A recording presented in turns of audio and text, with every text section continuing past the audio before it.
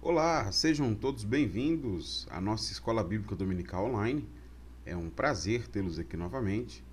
Eu sou o professor Israel. Chegamos à lição de número 9, o mundo preparado para o anticristo. Para nos ajudar a compreender sobre o conteúdo que será tratado na aula de hoje, que é a manifestação do anticristo, eu dividi a aula em 4 sessões. Eu acho que vai facilitar bastante. Antes de ler as sessões, lembre-se sempre, aqui embaixo nós temos uma aula atividade para verificação do seu aprendizado.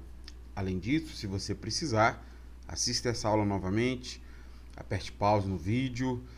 Se quiser, temos aqui embaixo um fórum de dúvidas, de maneira que seu aprendizado possa ser completo. Tudo bem? A aula, então, estará dividida em 4 sessões. Na primeira, eu quero falar sobre a falsa trindade e o poder dos demônios.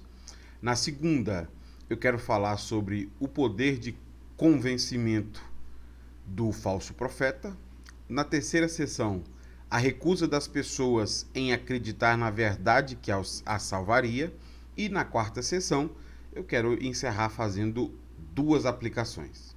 Bom, por que eu estou dividindo nas 4 sessões como aparecem aqui?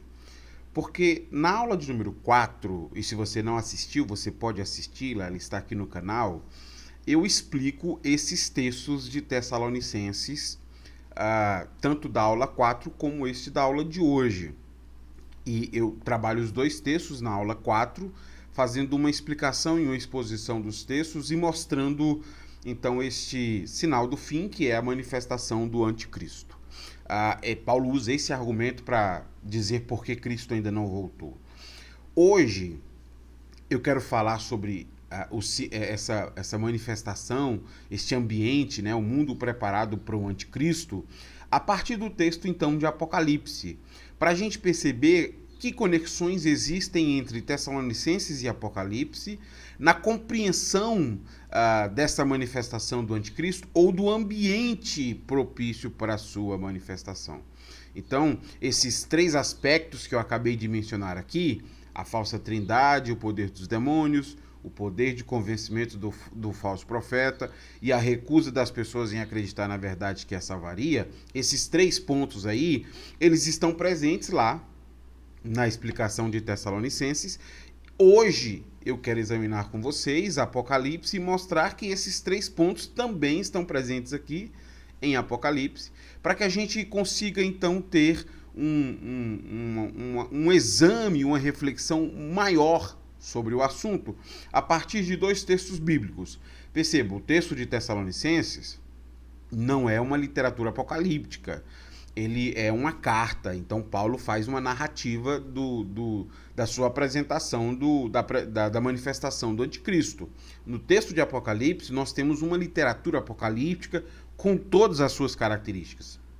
Por isso que a comparação dos 2 textos será essencial para nós, para a gente, para que a gente perceba então a maneira como esse ambiente ideal para que o anticristo se manifeste, na verdade ele já está aí, né? O ambiente ideal, ele já está com características bem distintas que eu quero apresentar para vocês hoje, ok? Então, a primeira característica que eu quero falar é sobre a falsa trindade e o poder dos demônios. Este é um primeiro aspecto que vai nos ajudar a compreender por que o anticristo tem um ambiente propício para a sua manifestação. E para falar disso em Apocalipse, eu queria ler então e explicar parte desse trecho, Apocalipse 16.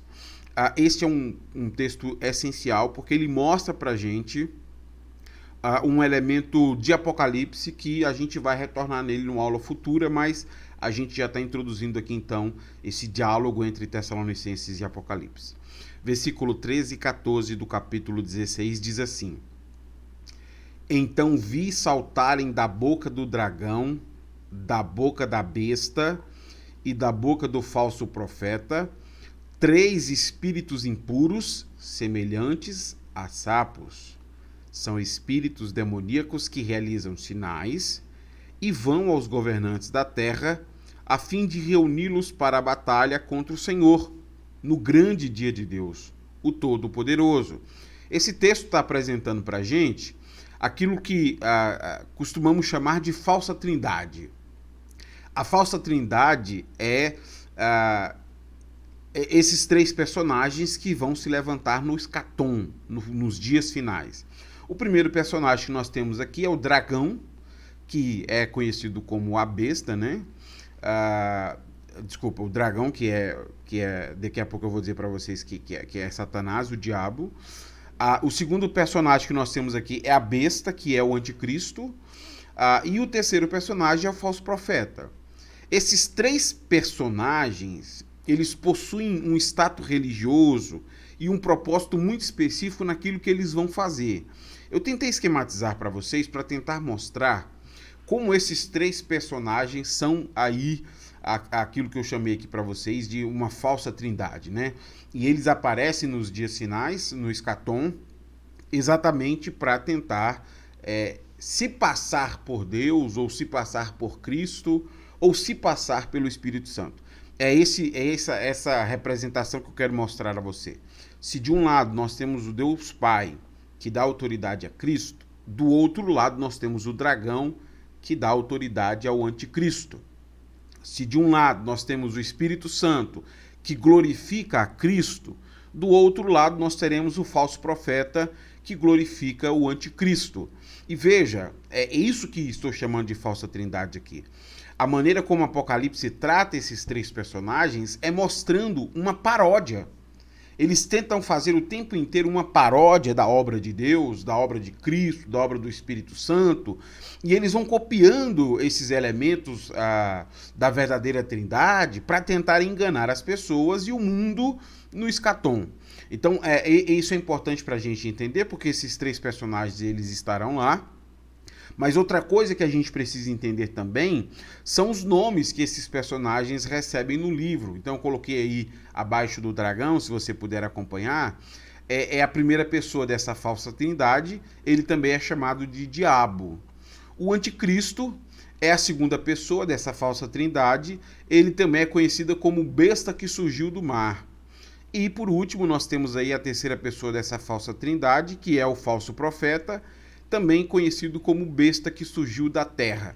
Eu trouxe essa imagem para vocês, porque essa imagem é bem ilustrativa. Ali, no primeiro canto de vermelho, nós temos o dragão, e acabei de dizer a vocês que este dragão é uma representação aí do diabo, nessa falsa trindade. Depois, ali no meio, nós temos a besta que surgiu da terra, é uma representação do falso profeta. E também temos aí a besta que surgiu do mar, que é uma referência ao falso Cristo. Então, essa imagem simbólica que João está vendo é desses três personagens, e é preciso destacar algo que essa ilustração mostra para nós, é que esses três personagens eles estão com sapos que saem de suas bocas. Você consegue perceber aí? Se precisar, aperta o pause, dá uma olhadinha de forma mais atenciosa. Que sapos são esses? Lembra o texto que nós acabamos de ler? Então, o texto que nós acabamos de ler diz que esses sapos são os espíritos demoníacos que são responsáveis por realizarem sinais para convencerem os governantes e reunirem esses governantes para lutar contra o Senhor. Então, este é um primeiro cenário propício para a manifestação do anticristo.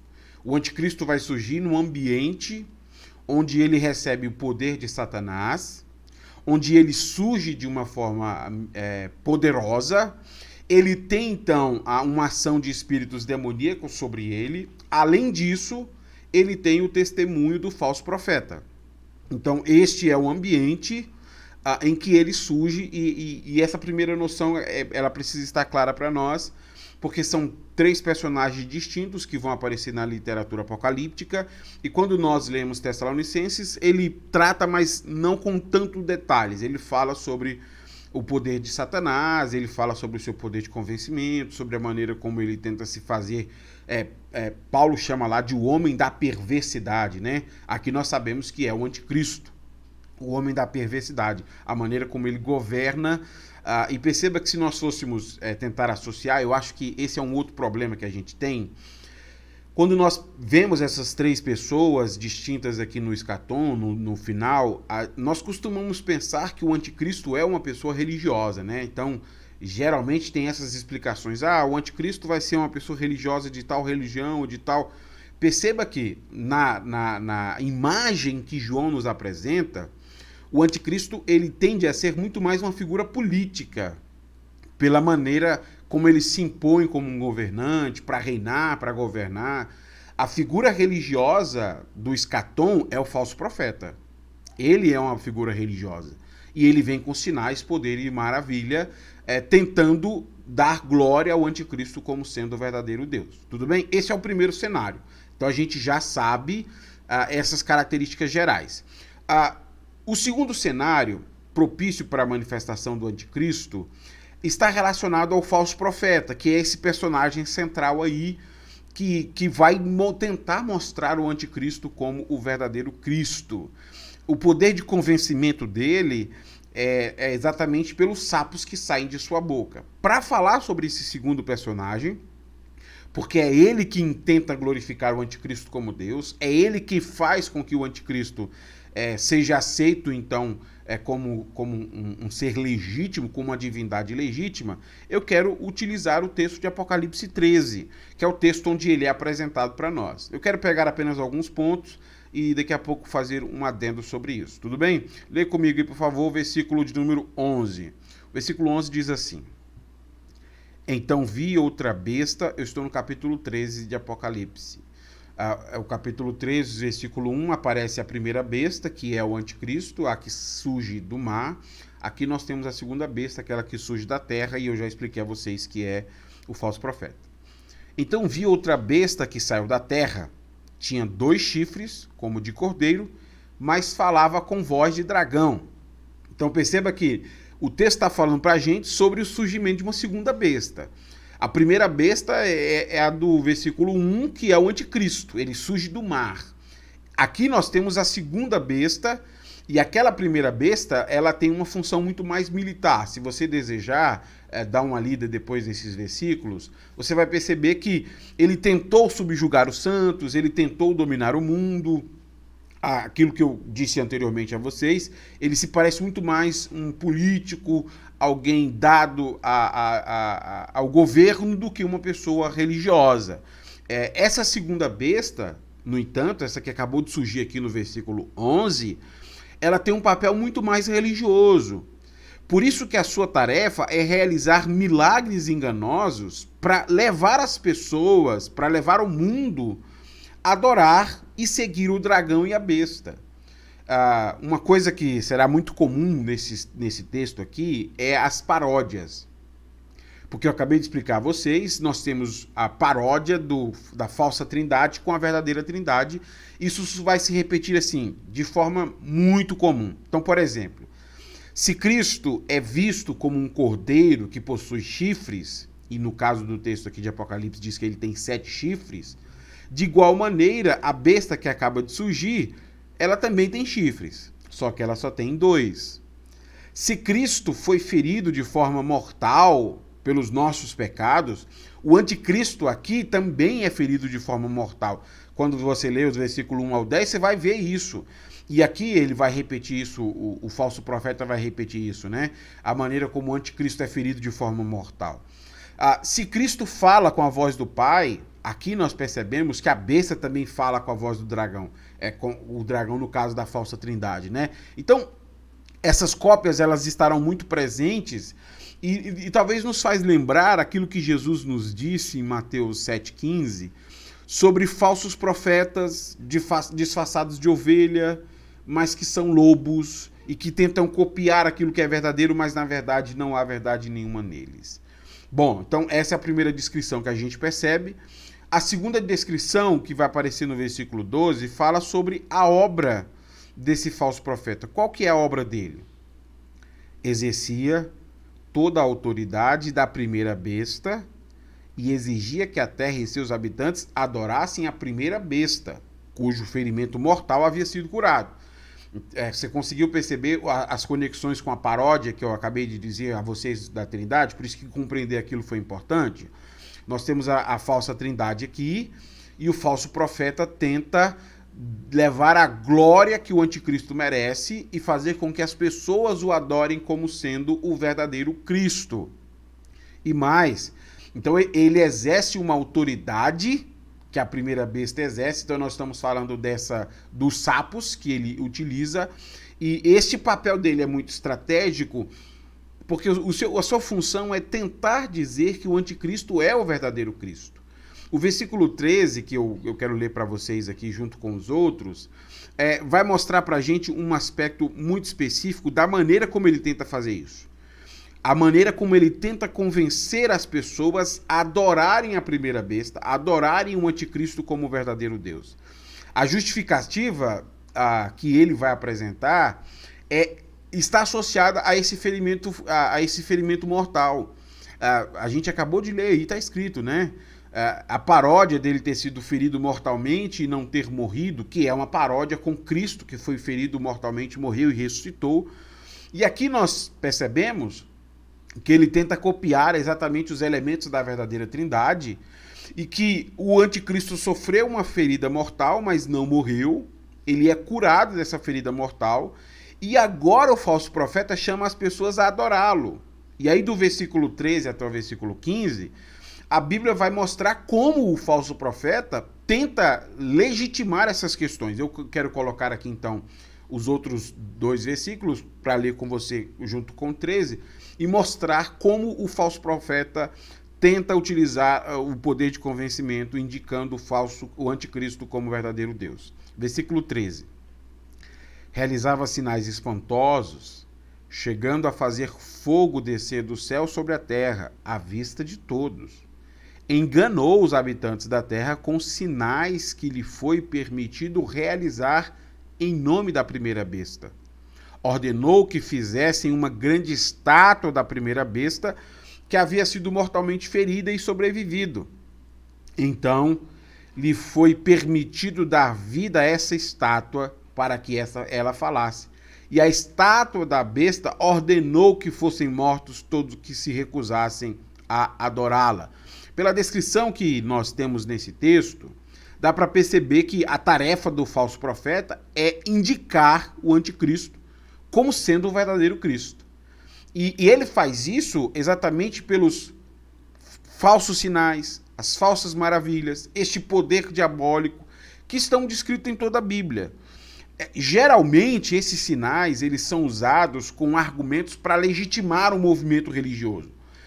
Isso é importante de perceber, porque o que a Bíblia está mostrando para a gente como um ambiente propício para a manifestação do anticristo é as pessoas acreditando que sinais, maravilhas e poder são sinais legítimos de que uma manifestação espiritual procede de Deus. Então este é o segundo cenário propício.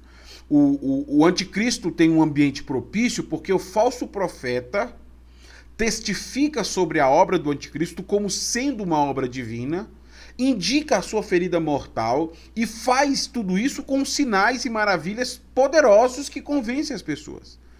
Bom, nessa terceira sessão da aula, eu quero falar sobre o terceiro ambiente propício para a manifestação do anticristo. Mas antes, é claro que existem muitas outras informações valiosas nesse texto que eu acabei de ler. E se você desejar sabê-las mais, na aula de número 9, nós voltaremos nesse texto. Porque a aula 9 vai falar sobre o anticristo e sobre o falso profeta e principalmente o tão desejado 666. O que é o 666? E que outros sinais ou significados existem nesse texto. Então, se você desejar ter uma exposição um pouco mais completa desta passagem, entendendo um pouco mais das características do falso Cristo e do falso profeta, entendendo também o que é o 666, volte na aula de número 9, que eu faço uma exposição completa disso aqui para vocês, para ficar um pouco mais claro, tudo bem? Por isso eu quero seguir apresentando o próximo ambiente. O segundo ambiente é esse. Nós temos o falso profeta com sinais, maravilhas, e Tessalonicenses a gente já viu isso. Por isso a conexão de você ter assistido a aula 4 é importante. Se você não assistiu, você precisa voltar lá. Mas o terceiro ambiente tem a ver com a recusa das pessoas em acreditar nessas verdades que as salvariam. Paulo disse isso lá em Tessalonicenses. Em vez de crer na verdade e seguir a verdade que o salvaria, as pessoas recusaram. E o mesmo é dito aqui em Apocalipse. Esse é o terceiro ambiente propício para a manifestação do anticristo. Eu ressalto aqui o capítulo 9, versículo 20 e 21. Aqueles que não morreram dessas pragas ainda se recusaram a arrepender-se de seus atos perversos. Continuaram a adorar demônios e ídolos feitos de ouro, prata, bronze, pedra e madeira. Ídolos que não podem ver, nem ouvir, nem adorar. E não se arrependeram dos seus assassinatos, de sua feitiçaria, de sua imoralidade sexual, de seus roubos. Você consegue perceber de forma clara a associação que existe com o Tessalonicenses? O poder de convencimento do anticristo e do falso profeta tem a ver com a mentira de dizer às pessoas que elas não precisam dar uma resposta em relação à vida cristã. Elas podem continuar vivendo do jeito que quiserem. E veja, elas recusaram a verdade que as salvaria. Recusar significa isso, eu não quero viver de forma condizente. Isso é importante. Quem promete dar ao ser humano tudo que o homem quiser sem exigir nada em troca é o diabo, é o falso profeta. É ele que não exige uma mudança de vida. E este é o ambiente propício para a sua manifestação. Porque as pessoas rejeitam a verdade, que a salvaria, mas aceitam os milagres. Deixa eu repetir. As pessoas rejeitam a verdade, mas aceitam o milagre. E por isso que este terceiro ambiente se torna propício. Porque você não precisa assumir compromissos nenhum com a fé. Você será alvo de milagres, alvos de maravilhas, e nada precisa ser feito por você. Não é a característica propícia dos nossos dias? O tempo inteiro a gente não escuta na mídia as pessoas falando desse tipo de fé? Não, uma fé que não exige uma resposta, que não exige um posicionamento coerente com a palavra de Deus, apenas está dando tudo certo. As coisas estão funcionando para mim. Claro que Deus está do meu lado. Então este é o ambiente que nós temos como segundo ambiente ideal. Apesar de tudo que tem acontecido, as pessoas não aceitam as verdades que as salvaria. Por isso mesmo, Deus está permitindo que essas pessoas sejam enganadas. O texto de Tessalonicenses. O texto de Tessalonicenses nos diz isso. Deus permite que elas sejam enganadas porque elas têm prazer no mal e não na verdade. Veja que interessante esse comentário do Osborne sobre esse texto. Visto que os habitantes da terra rejeitaram a oferta de salvação de Deus e recusaram-se a se arrepender, Deus os entregou ao engano que eles mesmos já haviam escolhido. Eles preferiram adorar os mesmos poderes demoníacos que os torturaram e os mataram. Portanto, o Senhor está agora permitindo que eles experimentem a ilusão com toda a sua terrível força. Esse é um ponto importante, porque às vezes a gente fica confuso em relação a isso. Por que Deus permitiu que Satanás se manifestasse de tal maneira com poder, sinais e maravilhas? A resposta bíblica é muito clara. É porque as pessoas amaram isso. E Deus deu a elas o que elas lhe amaram. Essa forma de juízo, ela está muito presente na Bíblia. Deus trazendo juízo por meio daquilo que as pessoas amam. Romanos, por exemplo, capítulo 1, fala a maneira como Deus trouxe juízo por meio dos pecados sexuais. Deus os entregou às suas depravações sexuais e eles foram destruídos por ela. Hoje nós temos doenças sexualmente transmissíveis, que é um juízo de Deus sobre as concupiscências da carne. O que a Bíblia está dizendo para nós aqui é que exatamente por causa da superadmiração do homem pelo o espiritual e com uma recusa pela verdade, Deus permitiu que estes sinais fossem feitos para enganá-los. Eles vão ter aquilo que eles tanto desejam, mas ao invés de produzir salvação, trará condenação. Este é o ponto. Eles serão condenados por amarem a maldade e recusarem a verdade, mesmo tendo sido vítimas dos milagres e dos poderes e das maravilhas. E veja, esses milagres não foram feitos por Deus. Lembre-se da imagem dos sapos. Satanás também faz esses milagres, mas ele faz com o intuito de enganar. Se você desejar, Marcos 13, 22. Nos últimos dias surgirão falsos cristos, falsos profetas, realizando sinais e maravilhas para, se possível, enganar os escolhidos. Vede que eu vos tenho advertido. Tudo bem? Ficou claro, não ficou? Muito bem. Esses três ambientes são ambientes propícios para a manifestação do anticristo, mas que aplicações a gente faria sobre isso como um tom de alerta para nós que somos povo de Deus e que sabemos que o anticristo já tem um ambiente propício para se manifestar, porque todas essas características que eu indiquei estão aí fazendo sucesso e são tidas como legítimas. Bom, é isso que eu quero fazer nessa última sessão, 2 aplicações. A primeira aplicação que eu quero fazer tem a ver com uma pergunta. Que diferença faz ter uma pessoa que faz as coisas para Deus, mas não é conhecida por Deus? Repetindo, que diferença faz se eu faço as coisas para Deus, mas não sou conhecido por Deus? Essa aplicação que eu quero fazer. A conduta de uma pessoa não pode ser dissociada das obras que ela realiza. O ambiente perfeito para a manifestação do anticristo é exatamente o momento em que nós não costumamos olhar a conduta da pessoa. Geralmente, nós admiramos as coisas que ela faz e dizemos: como pode ser que não é de Deus? Olha o milagre, olha a maravilha, olha o que está acontecendo. A obra é maravilhosa. Então nós olhamos os sinais que acompanham a pessoa, mas por causa desse pensamento equivocado, nós não olhamos a conduta da pessoa. É essa aplicação que eu estou fazendo.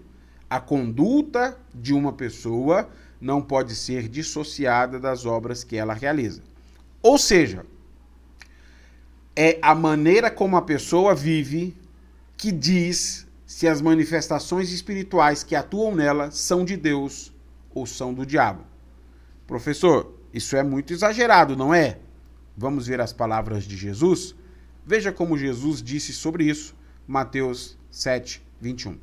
Preste atenção nesse texto. Nem todos que me chamam Senhor, Senhor, entrarão no reino dos céus, mas apenas aqueles que, de fato, fazem a vontade de meu Pai que está no céu. No dia do juízo, muitos me dirão: Senhor, Senhor, não profetizamos em teu nome, não expulsamos demônios em teu nome, e não realizamos muitos milagres em teu nome? Eu, porém, responderei: nunca os conheci. Afastem-se de mim, vocês que desobedecem à lei.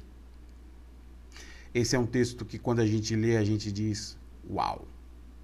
Porque o que Jesus está dizendo para nós é que não tem como pensar a conduta de uma pessoa sem pensar aquilo que ela faz. De que adianta você conhecer a Deus se você não é conhecido dele? De que adianta você dizer Senhor, Senhor, realizar sinais, maravilhas, se você não é conhecido pelo Senhor? E por que você não é conhecido? Porque você desobedece à lei. Porque você vive de forma pecaminosa. E naquele dia muita gente vai dizer: olha, Senhor, no teu nome de Jesus, vai dizer: eu não te conheço. No meu nome, não. O poder que atuou sobre você foi o poder dos sapos. Ou seja, o poder dos demônios. Porque se você me amasse, você teria guardado os meus mandamentos. Porque se você me amasse, você teria seguido as minhas ordens. E não foi isso que você fez. Esse ambiente propício é que cria para nós um alerta. Nós estamos sendo enganados por falsos cristos e falsos profetas? Professor, como é que eu sei que eu estou sendo enganado por um falso Cristo ou por um falso profeta? A conduta da pessoa é coerente com a mensagem que ela prega? Quando a pessoa prega na sua igreja local, quando ela realiza um sinal milagroso, acompanha dessa pessoa uma conduta correta? Ou fora do púlpito ou fora da igreja é uma pessoa de atitude repreensível? Veja o comentário que o R.T. France faz a este versículo. Profecia, exorcismo e milagres dificilmente podem ser descritos como maus frutos.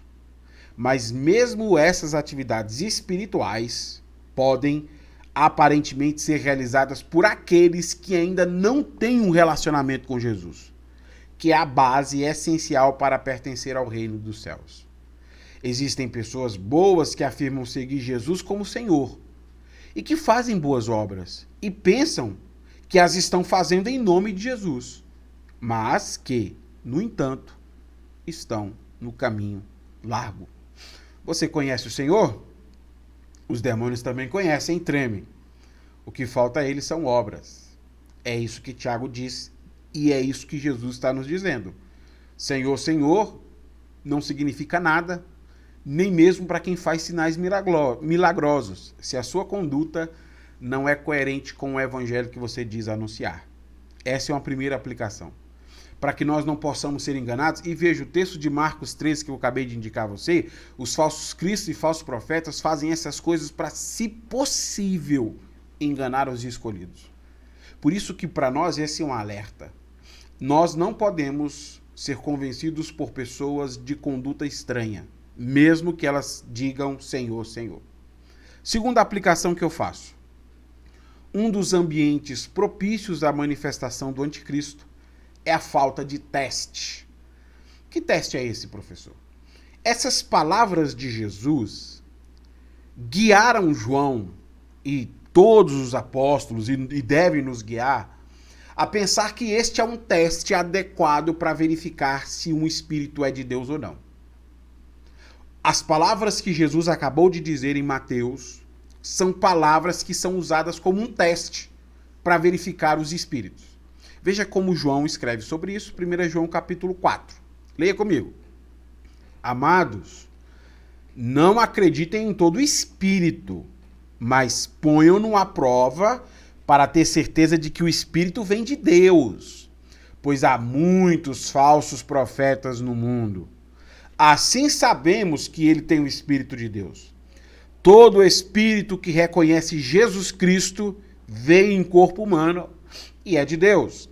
Mas todo espírito que não reconhece a verdade a respeito de Jesus não é de Deus. Esse é o espírito do anticristo, sobre o qual vocês ouviram que viria ao mundo e de fato já está aqui. Já está aqui. O que João está dizendo para nós é muito importante. Porque os opositores de João, eles usavam exatamente as manifestações espirituais para legitimar a sua mensagem. Ou seja, aquilo que aquelas pessoas estavam dizendo era verdade por causa da manifestação espiritual que os acompanhava. Então João, respondendo a essas pessoas, dizem, olha, não é verdade. Porque nem todo espírito procede de Deus.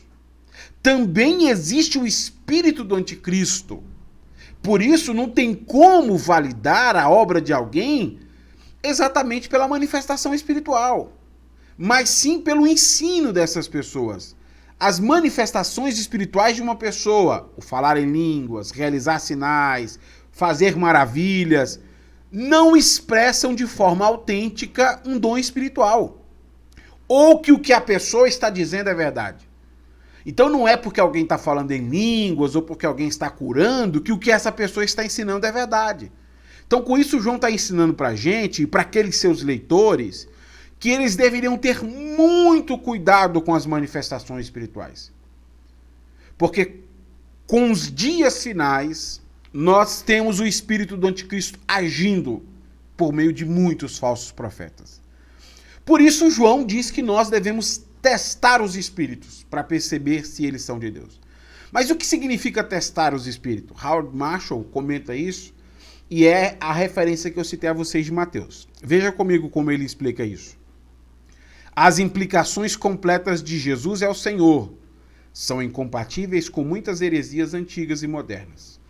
Os formuladores dessa fórmula não teriam considerado Jesus como minha preocupação final. Se uma pessoa afirma crer em Jesus, é apropriado perguntar: o seu Jesus é o verdadeiro? Pois é muito fácil para nós fazer uma imagem de Jesus que é agradável ao nosso gosto. mas deixa de fora aspectos vitais da apresentação dele no Novo Testamento. O que o Marshall está dizendo para a gente é que o que João está dizendo ser o teste dos espíritos é o ensino de Jesus. Não é uma confissão literal, não é perguntar à pessoa, e aí, Jesus é Senhor ou é Senhor? Ah, então é de Deus. Tem a ver exatamente com o Evangelho. O Evangelho, por você pregado e vivido, é coerente, é condizente? As palavras de Jesus ecoam nessas palavras de João.